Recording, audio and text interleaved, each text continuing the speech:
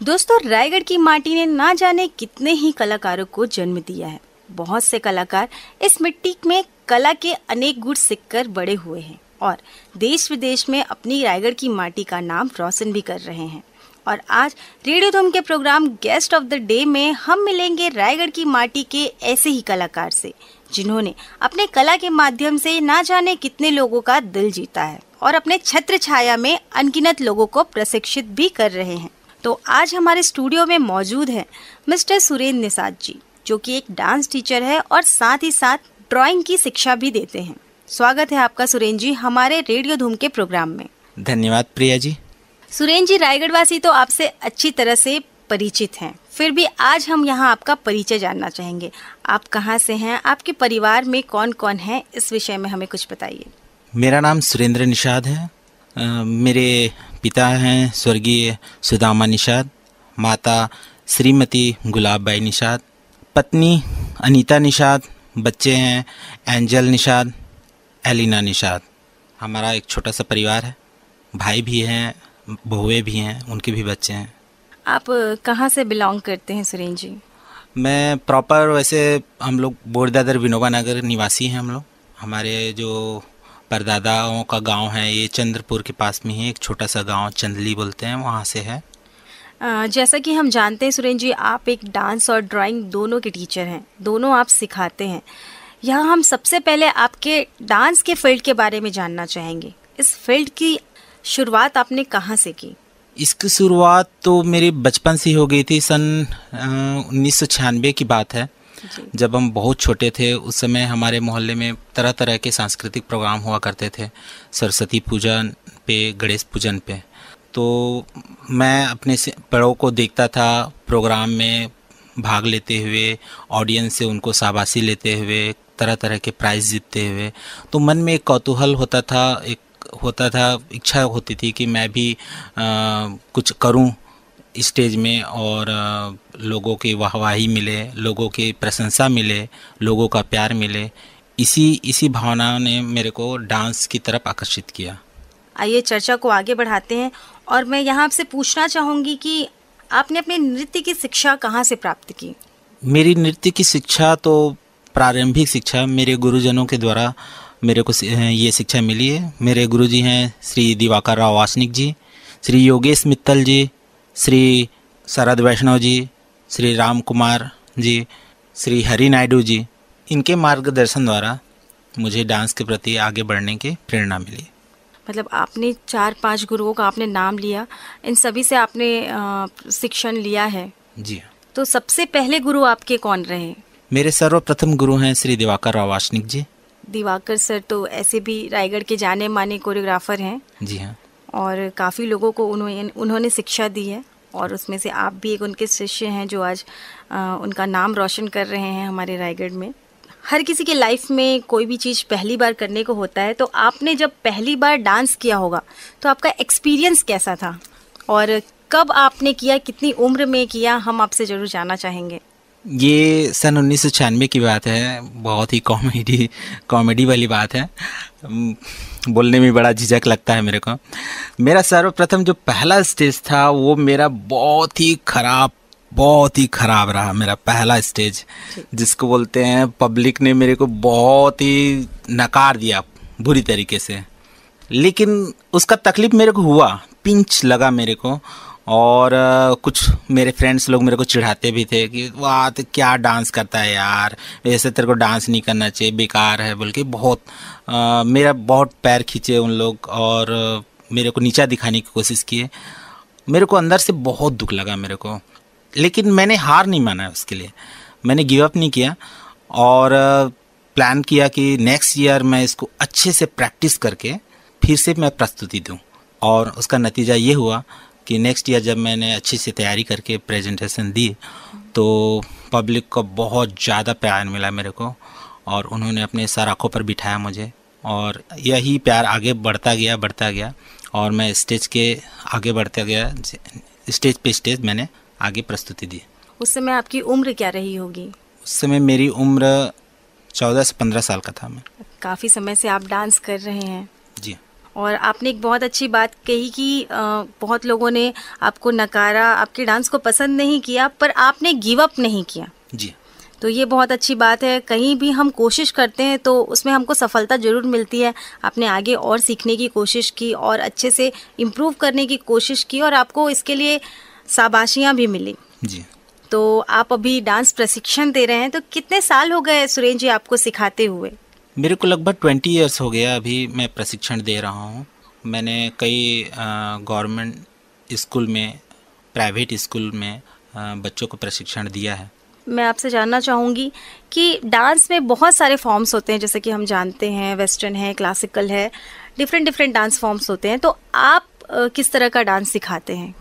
मेरा बेसिकली है folk, semi classical, Indian western song है मेरा। इस फॉर्म पे मैं बच्चों को प्रशिक्षण देता हूँ। अच्छा, और आपको सबसे ज़्यादा क्या पसंद है?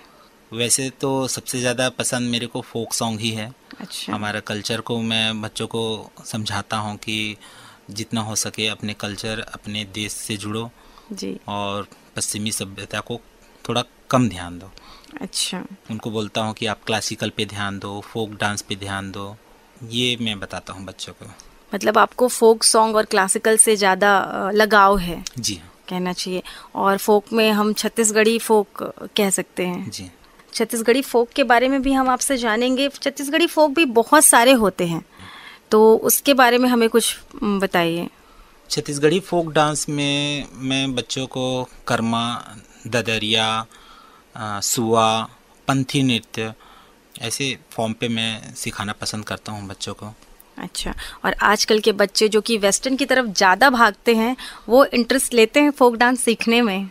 ये हमारे ऊपर में डिपेंड करता है। बच्चे तो अभी छोटे पौधों के रूप में होते हैं, उनको जैसा आप सींचोगे वैसे ही वो पेड़ बनेंगे। अभी हम बच्चों को उनके बारे में अच्छे से समझाएंगे कि बच्चों ये एक ऐसा फॉर्म है जिस पे हम नेशनल इंटरनेशनल स्टेज तक जा सकते हैं जी। और ये आप ऐसा फॉर्म है कि आप इसको कहीं भी डांस कर सकते हैं। इसमें आपके पेरेंट्स को ना तो कोई परेशानी होगी ना तो कोई तकलीफ होगी, क्योंकि हर पेरेंट्स हर तरह का सॉन्ग को पसंद नहीं करता है। लेकिन क्लासिकल हुआ या फोक डांस हुआ, इसमें पेरेंट्स छोटे से लेकर के बड़े तक इस डांस फॉर्म में जुड़ते हैं और उनको पसंद आता है। यही कारण है आपकी भी पसंद आने का। जी हाँ। चलिए, बहुत अच्छी बात है। सुरेंद्र जी, जैसे कि हम जानते हैं कि आप ड्राइंग पेंटिंग में भी रुचि रखते हैं। जी हाँ। तो इस बारे में हम आपसे बात करना चाहेंगे कि इसका शौक आपको कैसे आया, क्योंकि बचपन से जैसे कि आपने बताया कि आप डांस को ज़्यादा पसंद करते आ रहे थे, फिर ये ड्राइंग पेंटिंग का लाइन कैसे? एक्चुअली मैं डांस और ड्राइंग को एक साथ ही लेके आ रहा था, लेकिन हमारी फाइनेंशियली स्थिति उतनी ठीक नहीं थी। घर बहुत ही साधारण परिवार से हैं हम लोग, तो इस वजह से मेरे पेरेंट्स की तरफ से मुझे विशेष कोई सपोर्ट नहीं मिला। जो भी सपोर्ट था वो मेरे गुरुजनों के द्वारा मिला। आज मैं जो कुछ भी हूँ वो मेरे टीचर्स के द्वारा सपोर्ट की वजह से ही हूँ। और रही बात ड्राइंग की, तो ड्राइंग को साथ में लेके ही चल रहा था। उस समय फाइनेंशियली स्थिति ठीक नहीं थी, इसलिए मुझे उसको थोड़ा सा ब्रेक करना पड़ा ड्राइंग को।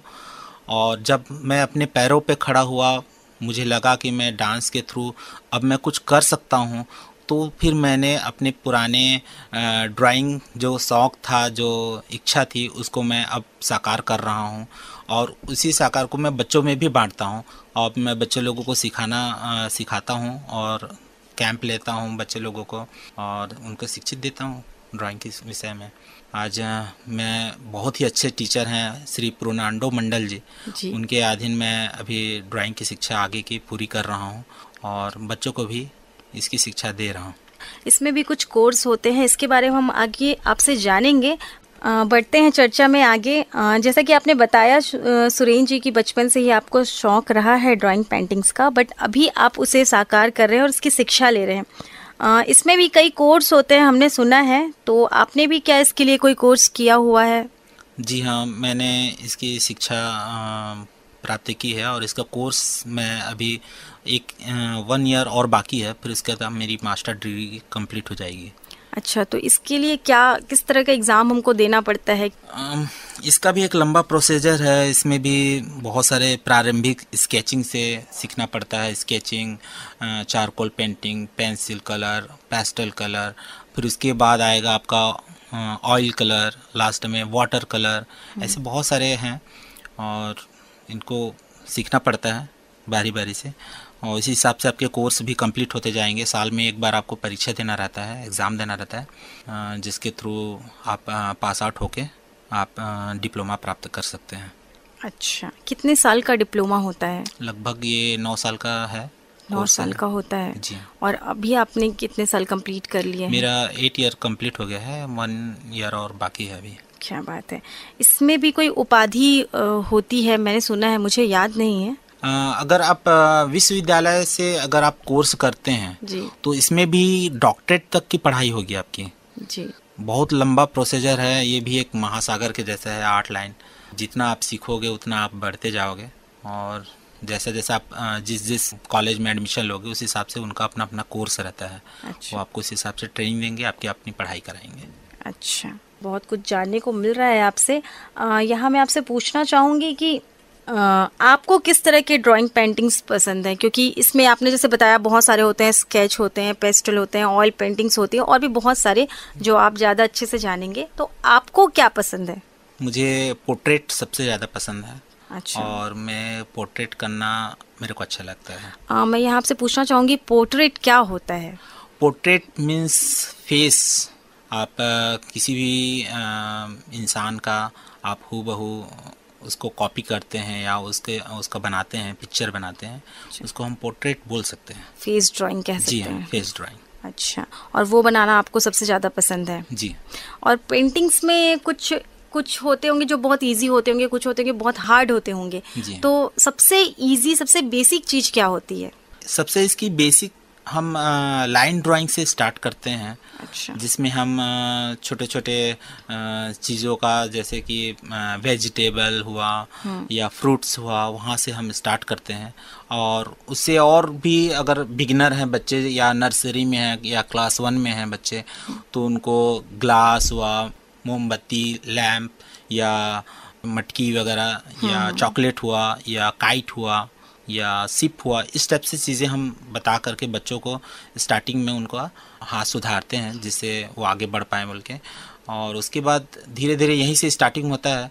और सबसे हार्ड में तो फेस ही है, जिसको बनाना बहुत टफ है मेरे हिसाब से। और ये भी अलग अलग है, face, side face, front face या ग्रुप फ़ोटो। ये अगर आप कॉपी करते हैं तो सबसे ज़्यादा टफ है। अच्छा।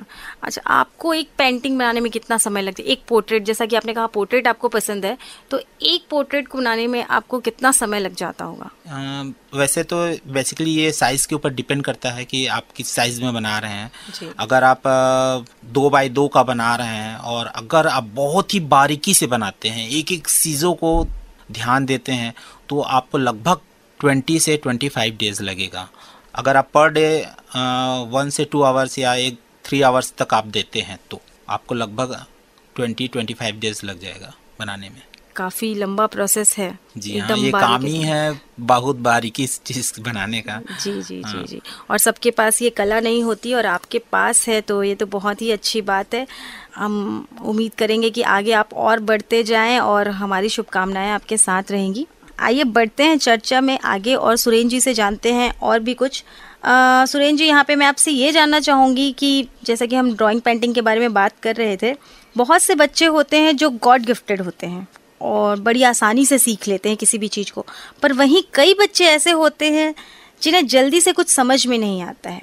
उनके साथ हमको काफ़ी परेशानी का सामना करना पड़ता है। उस वक्त आप क्या करते हैं? ये एक टीचर के लिए यही एक इम्तिहान का समय है। मैं बताना चाहूँगा, इसमें बच्चा तो बच्चा है, उसको तो सीखना है और हमको सिखाना है। इसमें टीचर्स का ही मेन इम्तिहान है। टीचर को ही मेन पेशेंस के साथ सिखाना पड़ता है, क्योंकि बच्चे बार बार बिगाड़ते हैं, आपको बार बार उनको समझाना पड़ता है। आप अगर पेशेंस रखेंगे तो बच्चा ज़रूर सीखेगा। एक बार बिगाड़ेगा, दूसरी बार बिगाड़ेगा, तीसरी बार बिगाड़ेगा, लेकिन चौथी बार वो ज़रूर अच्छा बनाएगा। ये है हमारा विश्वास है। अच्छा, मतलब आप मेन पेशेंस रखने को मेन मानते हैं। जी हाँ, पेशेंस ही मेन है, क्योंकि ड्राइंग हुआ या किसी भी आर्ट लाइन में हम बात करेंगे, डांस में भी बात करेंगे, अगर आपके में पेशेंस है तो आप कर सकते हैं, अगर आपके में पेशेंस नहीं है तो आप कोई भी आर्ट का काम कर ही नहीं सकते। वैसे भी बच्चे बहुत मूडी होते हैं, बड़ी आसानी से समझते नहीं हैं, उनके मूड के ऊपर होता है। अगर वो हैप्पी मूड में हैं तो वो कुछ भी सीख लेंगे, और कहीं उनका मूड थोड़ा सा बिगड़ा तो कुछ नहीं करना चाहते वो। इसीलिए बोला गया है बच्चों के साथ बच्चा रहना पड़ता है, कभी कभी हम लोगों को छोटे बच्चों के साथ छोटा बच्चा बन के भी रहना पड़ता है, जी, ताकि वो हमसे अच्छी तरीके से घुल मिल जाए, वो हमको अपना समझें, और उस हिसाब से वो अपना तकलीफ बताएं, अपनी परेशानियों को शेयर करें, ताकि हम उनको अच्छी तरह से डील कर सकें उनके साथ। जी, बहुत अच्छी बात कही आपने, और बहुत सही बात भी कही। बच्चों के साथ बच्चा बनना बहुत ज़रूरी है ताकि वो हमसे अपनी बातें शेयर कर सकें।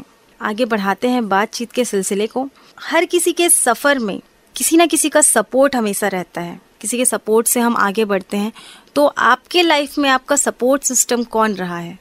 मेरे लाइफ में तो मेरे गुरुओं का ही मेन सपोर्ट रहा है मेरे को, क्योंकि माता पिता तो इस लाइन को पहले समझते नहीं थे। आज हम लोगों का अभी नया ज़माना आ गया है तो पेरेंट्स अब नई सोच के साथ आते हैं, लेकिन हम लोगों का समय ही कुछ दूसरा था। उस समय पेरेंट्स ये सब चीज़ को अच्छा नहीं मानते थे कि डांस कर रहा है लड़का या ड्राइंग कर रहा है, इससे तुम क्या कर लोगे आगे, तुम्हारा भविष्य ख़राब हो जाएगा। वो बोलते थे कि कहीं नौकरी कर लो, किसी जगह में जॉब कर लो बोलते थे। तो हमारा तो पूरा ध्यान, हमारा दिल दिमाग तो पूरा डांस और ड्राइंग में ही था। तो इस वजह से हमको सपोर्ट केवल गुरुओं से ही मिला है। अगर वो शायद सपोर्ट नहीं करते तो आज हम ये पोजीशन पे रहते भी नहीं। गुरुओं का सपोर्ट मिला तो आप आगे बढ़ पाए। जी हाँ। तो आपकी लाइफ में आप अपने सपोर्ट सिस्टम अपने गुरुओं को मानते हैं। जी हाँ। बहुत अच्छी बात है। गुरुओं का हाथ वैसे भी सर पे रहे तो आदमी कहाँ से कहाँ पहुँच जाए, और आप तो फिर इस चीज़ के जीते जागते मिसाल हैं ही हमारे सामने बैठे हुए।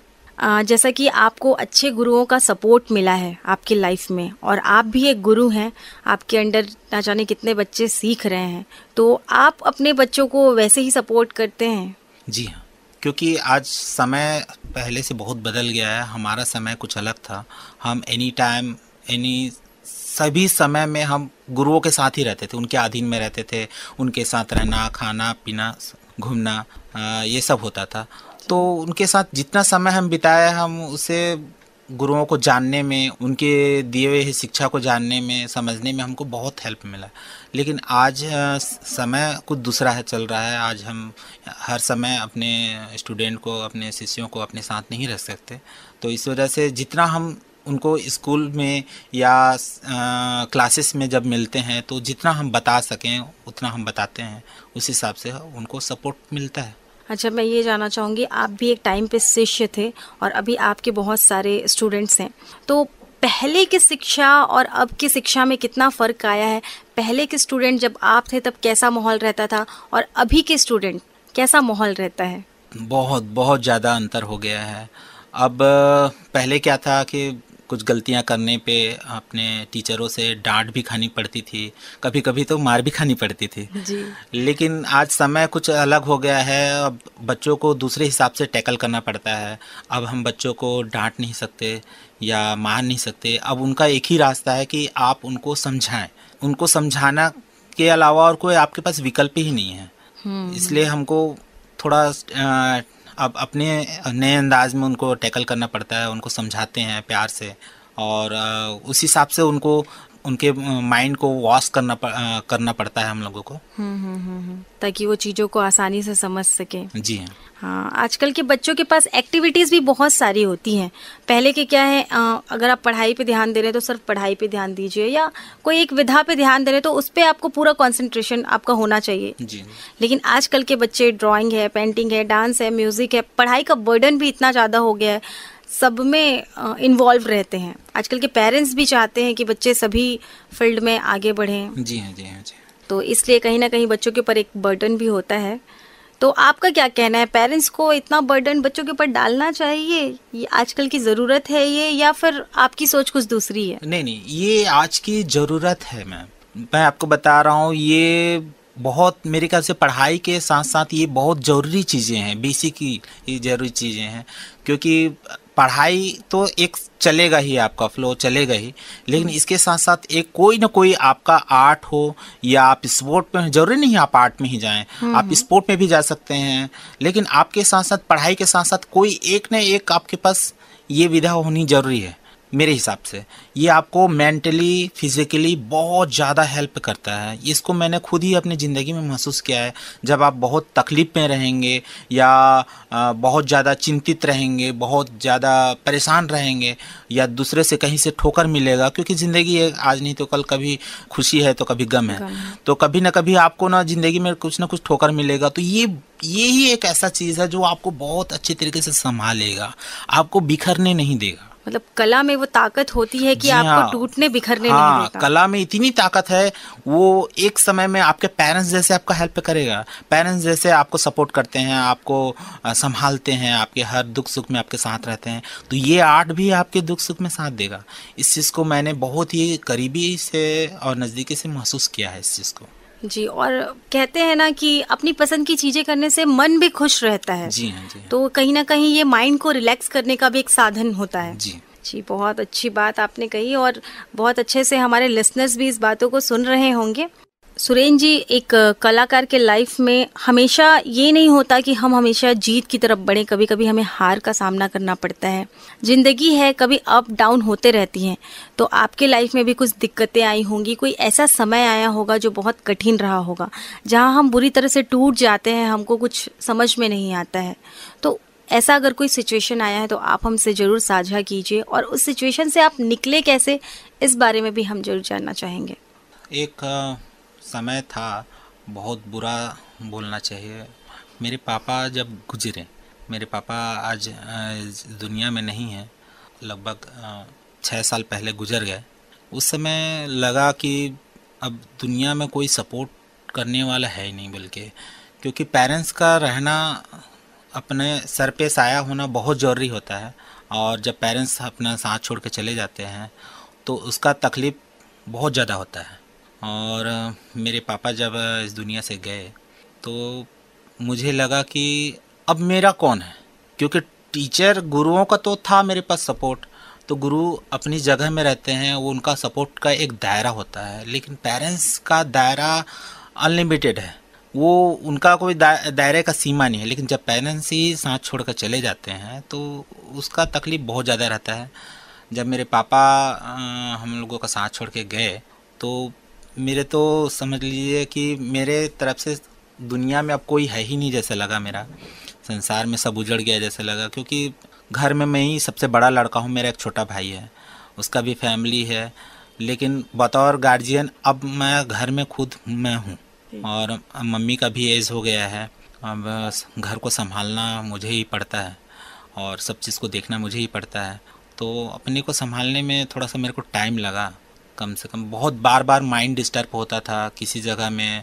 जब फैमिली में कुछ प्रॉब्लम आता था तो सबसे सामने में मुझे रहना पड़ता था, तो धीरे धीरे ही संभल पाया मेरा परिवार, और आज ठीक है, हालात पहले से बहुत ज़्यादा सुधर गए हैं। बीच में कोरोना भी आ गया था, उस वजह से भी बहुत ज़्यादा डिस्टर्बिंग हुआ फाइनेंशियली, और हमारा काम तो बहुत ही, हमारा क्या पूरी दुनिया का काम रुक गया था, इस वजह से भी बहुत सारी दिक्कतें आई। लेकिन बोलते हैं कि समय सबका घाव भर देता है जी। तो खैर माता पिता को तो माँ तो है इस दुनिया में, लेकिन पिता तो फिर वापस नहीं आ सकते हैं जी। लेकिन समय ने उसको सहने की शक्ति दे दी। आज मैं अपने परिवार को संभाल के अपने साथ लेके चल रहा हूँ, और मैं सभी से यही बोलूँगा कि समय को ध्यान रखिए। समय सबके पास रहता है, एक लिमिटेड समय रहता है, उस लिमिटेड समय में सब चीज़ को करना रहता है, और आप भी समय को न गंवाते हुए अपने आप को मजबूत बनाइए और अपने परिवार और अपने कलीग्स को साथ में लेके चलिए। जी, बहुत अच्छी बात कही आपने। सुरेन जी, लाइफ में अप डाउन्स तो चलते रहते हैं, बस वो हमारे ऊपर होता है कि हम कितने मजबूती से उसका सामना करें। जी। अच्छा, आपने बताया था कि आपके घर में आपकी वाइफ हैं और 2 बेटियां भी हैं। जी। तो बेटियों का क्या है, उनका भी इंटरेस्ट है ड्राइंग, पेंटिंग, डांस में? बहुत अच्छा सवाल किया आपने। मेरी बड़ी वाली बेटी को डांस में इंटरेस्ट है जी, वो खुद से अपने गाने कोरियोग्राफ कर लेती है। अगर एक दो फ्रेंड लोगों को साथ में लेकर डांस करना रहता है तो खुद कर लेती है। अरे वाह। छोटी वाली बेटी पूरे आर्ट लाइन में घुस गई है। वो मान के चले कि बहुत अच्छा ड्राइंग करती है और उसको अब थोड़ा थोड़ा मूर्ति कला के ऊपर में भी उसका रुझान जा रहा है जी। और मेरे को लगता है कि ये लड़की कुछ आगे निकलेगी, ऐसा मेरा विश्वास है, भरोसा है। अब देखते हैं भगवान की क्या मर्जी है, वो किस दिशा में लेके जाना चाहता है वो तो आगे भविष्य बताएगा। अच्छा, मतलब कि आप जैसे कि उनके पिताजी डांस और ड्राइंग पेंटिंग दोनों करते हैं, तो एक बेटी ने डांस की कला को चुना है और एक बेटी ने ड्राइंग पेंटिंग या आर्ट से रिलेटेड जो भी क्राफ्ट है उससे रिलेटेड। चलिए, बहुत बहुत शुभकामनाएं आपकी बेटियों के लिए, खूब आगे जाएं, खूब तरक्की करें, आपका नाम रोशन करें। और यहाँ मैं आपके मिसेस के बारे में भी थोड़ा सा जानना चाहूँगी, उनका कितना सपोर्ट रहता है आपके आर्ट को लेके? उनका भी बहुत अच्छा सपोर्ट है। वो मेरे को बहुत ज़्यादा सहती हैं मान के चलिए झेलती हैं मेरे को। और उनका बहुत सारा सपोर्ट है। वो बेसिकली गांव से हैं जी। और एक बहुत अच्छी गृहिणी भी हैं और बच्चों को अच्छे से संभालती हैं। उनका फुल सपोर्ट है मेरी ज़िंदगी में। मैं जो भी करता हूँ, जो भी आगे उनको लेके जाता हूँ, वो उसमें उनका सपोर्ट रहता है। मैडम को भी डांस वांस करना पसंद है? नहीं, वो नॉर्मली गृहिणी है। गृहिणी है। अच्छा। वो बहुत अच्छा कुक भी है। अच्छा। उनके हाथ का खाना हमारे पूरे परिवार, हमारे रिश्तेदार, मेरे दोस्त, मेरे फ्रेंड, सबको पसंद है। अच्छा। उनका हाथ का खाने का स्वाद कभी मौका मिले तो आप भी आइए। जी ज़रूर ज़रूर, हम ज़रूर आएंगे, मौका मिला तो। बात करते करते आपसे समय का पता ही नहीं चला सुरेन जी। आपसे बहुत सारी बातें हमने की, बहुत कुछ अच्छी बातें हमको जानने को मिली। जाते जाते आप रेडियो धूम के माध्यम से हमारे श्रोताओं को, हमारे लिसनर्स को क्या संदेश देना चाहेंगे? मैं श्रोतागण से और समस्त पब्लिक से अनुरोध करूँगा कि अगर आप किसी भी फील्ड में हैं, आप चाहे आर्ट लाइन में हैं या जॉब करते हैं या कोई भी काम करते हैं, आप गिव अप मत कीजिए, अपने आप को टूटने मत दीजिए, क्योंकि स्थितियां कभी भी बदल जाती हैं। समय आपको कभी भी बदल देगा, आपके समय को कभी भी बदल सकता है। आज राजा है तो कोई कभी रंग बन जाएगा, कोई रंग है तो कोई राजा बन जाएगा। कभी भी कोई ना कोई तकलीफ आएगी। ज़िंदगी तो बनी ही है तकलीफ़ों से लड़ने के लिए, तो आप टूटिए मत। मैं तो यही बोलूँगा कि टूटिए मत, क्योंकि लड़ने वालों का ही सपोर्ट करता है ऊपर वाला। आप अगर मेहनत करते हैं, अच्छे से मेहनत करते हैं, अगर आप फिर टूटते हैं, फिर असफल होते हैं, फिर मेहनत कीजिए, फिर असफल होते हैं, फिर मेहनत कीजिए, क्योंकि मेहनत करने वाला ही अपनी तकदीर का निर्माण करता है। तो मैं चाहूँगा कि आप कभी टूटिए मत, हौसला रखिए, ज़िंदगी आपको ज़रूर संभाल लेगी, आपको ज़िंदगी फिर से गले लगाएगी, आपको अपनी मंजिल की तरफ लेके जाएगी। क्या बात है, बहुत अच्छी बातें कही हैं आपने। और आपकी इन बातों से मुझे 2 लाइन याद आ रही है। किसी ने कहा है, हिम्मते मर्दा तो मदते खुदा। जी। बहुत बड़ी बात है ये। सुरेन जी, आप यहाँ आए, अपना कीमती समय हमें दिया और अपनी बातों को हमारे साथ साझा किया, इसके लिए बहुत बहुत धन्यवाद। बहुत बहुत धन्यवाद रेडियो धूम का और आपका PMM, बहुत बहुत धन्यवाद जो आप लोगों ने मुझे यहाँ निमंत्रण दिया। धन्यवाद। तो दोस्तों, ये थे हमारे आज के गेस्ट मिस्टर सुरेन निषाद जी, जिनसे हम बात कर रहे थे हमारे programme guest of the day में। इस प्रोग्राम में तकनीकी सहयोग रहा है पवन दिव्यांशु मिश्रा का और इस प्रोग्राम का संचालन किया है आपकी अपनी दोस्त RJ प्रिया ने। और इस प्रोग्राम के प्रस्तुतकर्ता थे रमा शंकर शुक्ला। अब मुझे दीजिए अनुमति, मैं मिलूंगी आपसे फिर किसी प्रोग्राम में। तब तक बने रहिए आप रेडियो धूम के साथ। नमस्कार।